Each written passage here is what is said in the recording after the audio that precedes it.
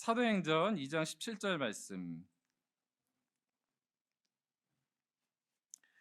사도행전 2장 17절의 말씀인데요. 우리 한 절의 말씀, 하나님의 꿈을 꾸는 가정이라는 제목으로 말씀 전하겠는데요. 우리 사도행전 2장 17절 함께 찾으셨으면 읽도록 하겠습니다.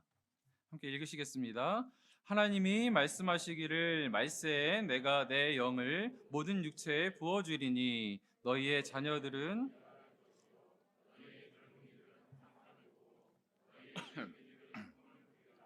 아멘. 어, 저도 이 말씀을 가지고 하나님의 꿈을 꾸는 가정이라는 제목으로 함께 말씀 전하도록 하겠습니다. 꿈꾸는 본성을 깨우라라는 그 더치 슈츠 목사님이라는 분이 쓰신 그런 책이 있습니다. 이 목사님께서 이 책의 내용은 그 하나님께서 인간에게 이 꿈꾸는 유전자를 넣어주셨고 또 그 꿈을 이룰 수 있는 은사까지 주셨기 때문에 인간이 이렇게 꿈을 꾸고 비전을 갖는 것은 큰 축복이다, 하나님의 선물이다라고 그렇게 이야기하고 있습니다. 저자가 이야기하는 것을 한번 들어보십시오. 스스로 인식하지는 못해도 인간은 누구나 꿈꾸는 본능이 있다. 이런 본능은 창조주에게서 물려받은 본능이다. 우리는 창조주의 형상과 모양으로 창조되었기에 그의 마음과 이어질 수 있고 꿈꾸시는 하나님의 마음은 우리를 통해 수없이 다양하게 표현될 수 있다. 이렇게 이야기하고 있습니다. 그렇죠. 하나님께서도 꿈꾸시는 분이시고 창조주이시고 또 우리를 구원하실 항상 그 구원의 꿈을 꾸시는 분이 하나님이신데 우리도 하나님을 닮아서 우리 삶 가운데 이제 꿈을 꾸는 그런 유전자가 있다라는 것입니다. 이 누구에게나 하나님께서 꿈꿀 수 있는 이제 자유와 특권을 이제 주셨는데요. 그럼에도 불구하고 우리가 꾸는 모든 꿈이 다 이제 선한 것은 아닌 것 같습니다. 때로는 지금 뭐 우크라이나에서 일어나는 그런 그런 일들을 보게 되면은 한 사람의 지도자가 잘못된 꿈을 꾸게 되면은 그가 꾸은 꿈을 꾸면 꿀수록 가는 곳마다 이 희생이 일어나고 피를 흘리고 엄청난 비극이 일어나는 것도 우리가 보게 되는 것입니다. 그래서 우리가 꿈을 꾸되 나에게서 출발한 꿈이 아니고 하나님에게서 출발한 꿈을 꾸는 것이 너무나 중요한 것이지요. 우리 나에게서 출발한 꿈과 하나님에게서 출발한 꿈은 어떻게 다릅니까? 나에게서 출발한 꿈은 나는 행복할 수 있지만 자꾸 누군가가 희생이 됩니다. 자꾸 어떤 사람을 밟고 일어서야 되고 희생이 필요하고 공동체가 피폐해지고 하는 모습들이 나로부터 또 나를 세우기 위한 그런 꿈이라고 한다면, 하나님께로부터 부어지는 꿈은 때로는 내가 지금은 좀 희생한다 할지라도 그럼에도 불구하고 시간이 가면 갈수록 우리 가운데 아름다운 열매가 맺어지고 예수 그리스도의 생명의 열매가 싹트고 기쁨이 있고, 또 궁극적으로는 그 꿈을 꾼 사람에게도 또 예기치 못한, 또 이전에 알지 못했던 그런 꿈들을 허락해 주시는 것입니다. 그래서 저는 오늘 우리 사랑하는 귀한 아이들부터 또 우리 부모님들까지 함께 예배를 드리고 있는데, 우리가 정말 하나님 안에서 아름다운 꿈을 꿔서 우리 안에서 출발한 꿈이 아니고 하늘로부터 부어지는 꿈이 우리 가정 가운데 우리 개인 가운데 임하여서 정말 주님께서 주시는 아름다운 열매들이 맺어지기를 원하는 것입니다. 여러분, 오늘 이 말씀을 보니까 이 초대교회 성도들에게 약속하신 그 성령이 임하는 그런 장면이 나오게 됩니다. 여러분, 어떤 모습으로 이제 성령께서 임하게 되십니까? 사도행전 2장 2절부터 4절까지 말씀, 한번 보시겠습니까? 제가 한번 읽어드릴게요. 호련히 하늘로부터 급하고 강한 바람 같은 소리가 있어 그들이 앉은 온 집에 가득하며 마치 불의 혀처럼 갈라지는 것들이 그들에게 보여 각 사람 위에 하나씩 임하여 있더니 그들이 다 성령의 충만함을 받고 성령이 말하게 하심을 따라 다른 언어들로 말하기를 시작하니라. 아멘. 이 예수님께서 내가 가는 것이 너에게 유익인데 내가 가면 보혜사 성령을 너에게 보내줄 것이다, 이렇게 약속하셨습니다. 그 성령께서, 약속하신 성령께서 이 오순절에 기도하는 성도들에게 임하신 것입니다. 어떻게 임합니까? 이 바람과 같은 소리를 내며 불의 혀처럼 갈라지는 것이 각 사람에게 임하는 것을 이제 보게 된 것입니다.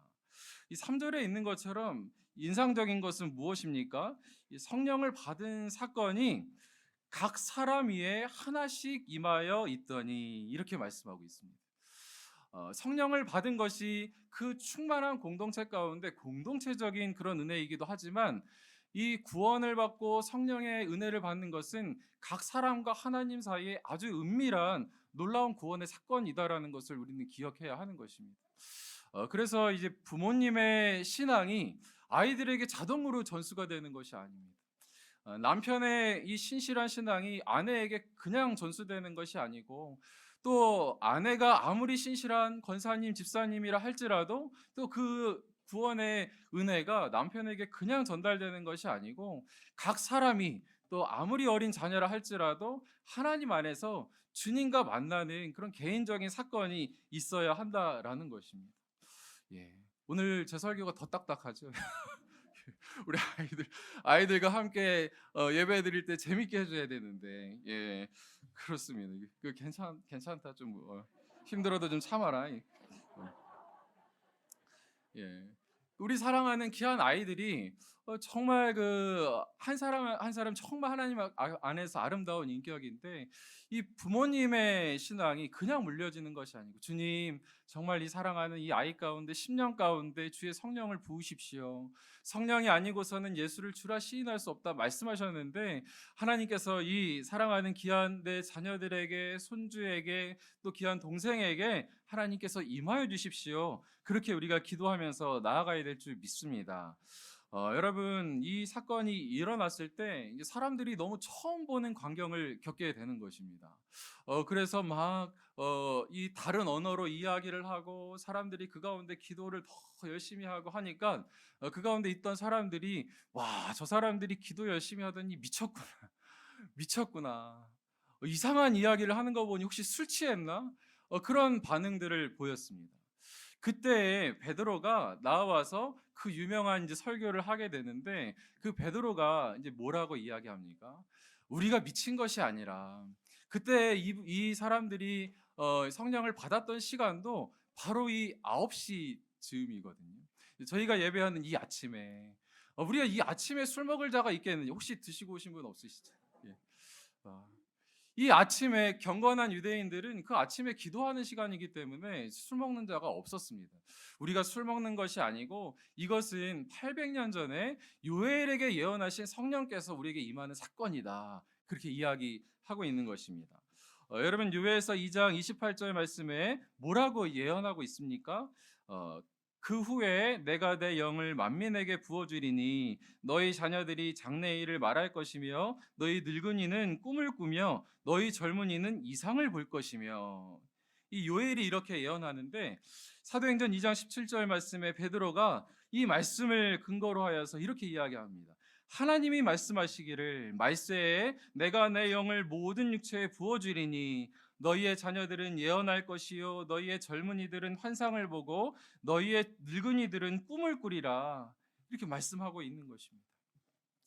이 베드로가 인상적인 것은 무엇입니까? 이 800년 전에 이 요엘이 예언한 것이지만 맨 앞에 서두의 이야기를 하나님이 말씀하시기를 이라고 이야기하면서 하나님께서 지금 우리에게 말씀하시는데 현재형으로 이야기하면서 이 예언이 그저 옛날 이야기가 아니고 지금 우리에게 주어지는 그런 말씀이다라고 그렇게 표현하고 있는 것입니다.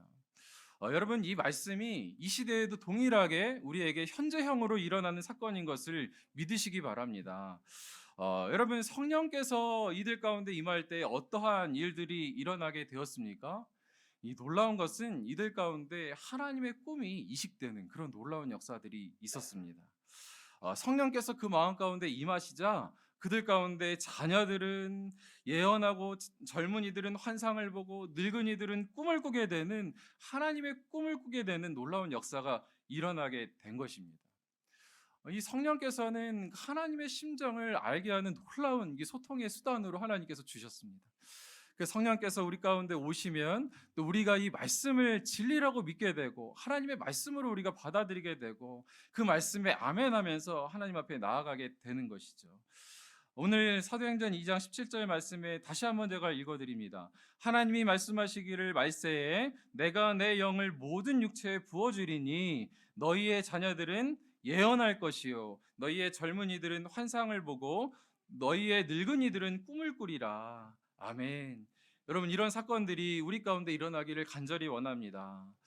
여러분, 어떻게 자녀들만 꿈을 꾸는 것이 아니고, 그렇다면 청년들만 꿈을 꾸는 것이 아니고, 이 부모님들만 꿈을 꾸는 것이 아니고 전 세대가 하나님 앞에 꿈을 꾸라 이렇게 이야기하는데, 어떻게 이제 꿈을 꾸면 좋겠습니까? 이 자녀들은 예언할 것이요라는 것은 어떤 의미이겠습니까? 여러분, 이 예언하다라는 것은 단순히 이 미래를 예측하여서 점쟁이처럼 이야기하는 것을 뜻하는 것이 아닙니다. 성경에서 예언한다라는 것은 하나님의 말씀을 대언하는 것, 하나님의 말씀을 우리가 묵상하고 이야기하는 것을 그렇게 의미하는 것입니다. 그러니까 하나님의 말씀이 우리 가운데 들어오면 어떠한 일이 일어납니까? 우리가 그 말씀을 받고 그 말씀대로 기도할 때에 하나님께서 그 일을 실제로 행하여 주시기 때문에, 우리는 하나님의 말씀을 아멘으로 받는 것이 곧 하나님의 말씀을 대언하는 것이고 또 미래에 예언을 하는 것과 같은 것이다라고 생각할 수 있습니다. 여러분, 요한복음 15장 7절 말씀에 이런 말씀이 있어요. 너희가 내 안에 거하고 내 말이 너희 안에 거하면 무엇이든지 원하는 대로 구하라. 그리하면 이루리라. 아멘이십니까? 저는 우리 사랑하는 우리 하나은혜교회 자녀들이 하나님의 말씀으로 어렸을 때부터 양육받고 차곡차곡 채워져서 하나님의 말씀으로 무장되는 그런 아이들이 되기를 간절히 원합니다. 하나님께서 귀한 아이들을 말씀으로 지켜주실 것이고요, 이 아이들이 가는 곳곳마다 그 발의 등이요 내 길의 빛이 되신 하나님의 말씀으로 이 아이들을 이끌어 주실 줄 믿습니다. 여러분, 이 아이들이 이 험한 세상 살아갈 때 무엇을 의지하며 무엇을 신뢰하며 나아가겠습니까? 살아계신 하나님의 말씀, 변하지 않는 그 말씀이 있다고 한다면 때로는 힘들고 어려울지라도 그때 말씀 붙잡고 일어날 것입니다. 시편의 119편 50절 말씀에 이런 말씀이 있어요. 이 말씀은 나의 고난 중의 위로라. 주의 말씀이 나를 살리셨기 때문이니라. 아멘이십니까? 여러분, 다른 것을 물려주려고 하지 마시고 우리 사랑하는 귀한 아이들 어렸을 때부터 하나님의 말씀으로 이 아이들을 키우시기를 간절히 원합니다. 여러분, 조엘 쇼넨버그라고 하는 그런 분이 계십니다. 이제는 나이가 이제 많이 드셨는데, 이분이 그 생후 20개월이 됐을 때 이 고속도로에서 연쇄 추돌 사고가 일어났는데 그 가운데서 차가 이제 불타게 돼서 큰 화상을 입게 됩니다. 생후 20개월 때. 이제 전신에 3도 화상을 입게 되었는데 그때 의사는 이제 생존 확률이 10%밖에 안 된다. 이렇게 이야기했다고 합니다. 이분이 한 50번에 걸친 수술을 통해서 겨우 얼굴에 이제 형체가 생기고 그렇게 이제 되었는데, 이 조엘 쇼넨버그가 그럼에도 굴하지 아니하고 학교를 다니고 아이들과 어울리고 또 학교에 가서 심지어는 축구부에 들어가고 선수로도 뛰고 그런 놀라운 삶을 이제 살게 되는 것입니다. 어, 이 시간이 지나고 나서 이제 18년이 지난 뒤에 이제 이 가해 운전자가 이제 붙잡히게 되어서 이 법정에서 마주쳤다라고 합니다. 그리고 나서 이 조엘에게 이 판사님이 물어보셨는데 할 말이 없습니까? 라고 했는데 이 조엘이 하는 말이 너무나 대단한 것이죠. 뭐라고 이야기했냐면, 나는 증오심으로 인생을 허비하지 않을 것입니다. 오히려 하나님의 조건 없는 무한한 사랑 가운데 휩싸일 것입니다. 어떻게 어렸을 때부터 이런 이 생사를 넘나들면서 그런 어려움 가운데 자란 이 조엘 쇼넨버그가 이렇게 한 사람을 용서하고 자기의 인생을 스스로 축복하며 하나님을 신뢰하며 그 사랑 가운데 이제 살아갈 수 있었겠습니까? 그는 내가 붙잡은 말씀이 있었다 이렇게 이야기합니다. 빌립보서 4장 13절 말씀에 내게 능력 주시는 자 안에서 내가 모든 것을 할 수 있느니라. 아멘이십니까? 이 말씀이 그 어린 아이 가운데 들어오니까 이 능력이 되는 것입니다. 여러분, 아이들도 이 말씀이 그 마음 가운데 들어오면 하나님을 진지하게 만납니다. 제가 예전에 어린이 사역했을 때 아이들의 회심 이야기라는 책을 참 놀랍게 본 적이 있습니다. 6살 된 아이, 심지어는 4살 된 아이, 그 아이가 하나님을 진지하게 만나고 때로는 인생 가운데 어리지만 이 큰 고통 가운데 있는 아이들이 하나님을 바라보고 주님과 친밀한 교제를 하면서 나아가는 것을 그 책을 보면서 보게 되었습니다. 이 아이들은 잘 모르겠지. 내가 무슨 이야기를 해도 이 아이들한테 별 영향이 없겠지. 생각하신다면 큰 오산입니다. 어렸을 때부터 이 아이들 가운데 이 조엘 쇼넨버그처럼 빌립보서 4장 13절 말씀, 내게 능력 주시는 자 안에서 내가 모든 것을 할 수 있느니라. 아멘. 받아들이고 이 아이한테 이 말씀이 들어가면 이 아이의 인생은 달라지게 될 줄 믿습니다. 여러분, 저희 아이 집에도 이 5살짜리 막내가 있거든요. 이제 늦둥이가 하나 있는데 중학생, 초등학생, 이제 5살 뭐 이렇게 저희 좀 골고루 있는 편입니다. 예. 그 5살짜리 애도 와, 그 선교원에 다니고 우리 전사님들이 얼마나 잘 양육을 해주시는지 예수님 이야기를 그렇게 많이 해요. 이 아이가 뭐 예수님 믿으세요 막 이런 찬양을 막 하거든요. 뭐 가는 데마다 크게, 그 목소리도 막 조절이 안 되니 크게 막 하고, 뭐 공원에 가서도 하고 사람 붙잡고 하고 막 이렇게 하는데, 그 찬양에 예수님의 이름이 들어가니까 권세가 있더라고요. 제가 아무리 시끄러워도 뭐 그만하라, 못하겠다. 다른 동요 부르고 막 하면 야, 좀 조용히 해라, 아빠 시끄럽다, 이렇게 하지만 예수 이름의 권세, 예수님께서 십자가에서 죽으시고 다시 사신 그분을 믿으면 놀라운 일이 생겨요. 예수 믿으세요, 예수 믿으세요. 요즘에는 뭐 그런 이야기도 많이 한다 하더라고요. 뭐 포도주 비슷한 것만 보면, 포도즙 비슷한 것만 보면은, 엄마 이것은 예수님의 피지요. 어, 이것을 우리가 먹어야지요. 뭐 이런 이야기도 한다 하더라고요. 여러분, 우리 아이들 어렸을 때부터 한 인격이 하나님의 말씀으로 커가는 것이 가장 큰 축복인 줄 믿습니다. 여러분, 존 파이퍼라고 하는 유명한 성경 신학자이자 목사님이 있습니다. 이분의 어머니가 이 존 파이퍼가 어렸을 때 성경책을 주면서 거기다가 이런 말씀을 써서 주셨대요. 뭐라고 써서 주셨냐면, 이 책이 너를 죄와 가까이 하지 못하게 할 거란다. 그렇지 않으면 죄가 너를 이 책과 가까이 하지 못하게 할 거야. 아멘이십니까? 여러분, 아무리 우리가 뭐 아이들 죄랑 멀리 띄워놓으려고 할지라도 됩니까? 잘 안 됩니다. 뭐 자기 알아서 다 그렇게 하잖아요. 뭐 아무리 통금이 6시든 9시든 그 전에 할 거 다 하고 들어오지 않습니까? 우리가 아이들 뭐 24시간 다 지킬 수 없지만, 정말 우리 아이들을 지킬 수 있는 것은 하나님의 말씀이 그 아이 가운데 들어가면 하나님께서 그 인생을 지키시고 보호하시기 때문에 그 인생이 끄떡없게 될 줄 믿습니다. 여러분, 그런 거 하면은 우리 젊은이들은 어떻게 꿈을 꿔야 합니까? 젊은이들은 환상을 보게 될 것이다, 이렇게 말씀하고 있습니다. 여러분, 청년들은 어떤 환상을 보아야 할까요? 이 세상과는 다른 꿈을 꾸시기를 간절히 원합니다. 세상과는 차원이 다른, 그저 여기 와서 기도하면서 우리가 세상 사람들과 똑같은 것을 구하는 것이 아니고 차원이 다른 하나님 나라의 꿈. 너희는 모든 민족을 제자로 삼아 아버지와 아들과 성령의 이름으로 세례를 베풀고 아버지의 말씀을 전하라고 하신 하나님의 말씀을 지켜 행하고 땅끝까지 이르러내 증인이 되라고 하신 아버지의 꿈이 뭐 우리 마음 가운데 들어오기를 간절히 원합니다. 여러분, 저는 이제 주님께서 이 청년들을 이제 콜링하시는 그런 장면 하면은 떠오르는 장면이 있는데, 이 베드로에게 찾아오신 예수님의 모습이 떠오르게 됩니다.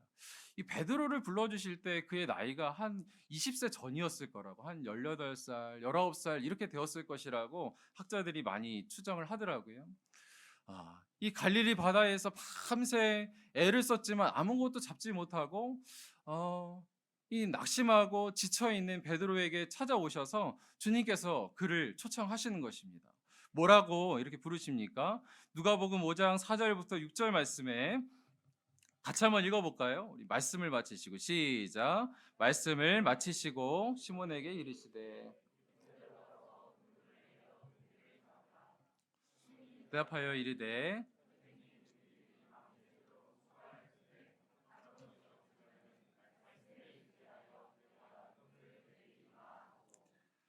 그렇게 하니 고기를 잡은 것이 심이 많아 그물이 찢어지는지라. 아멘.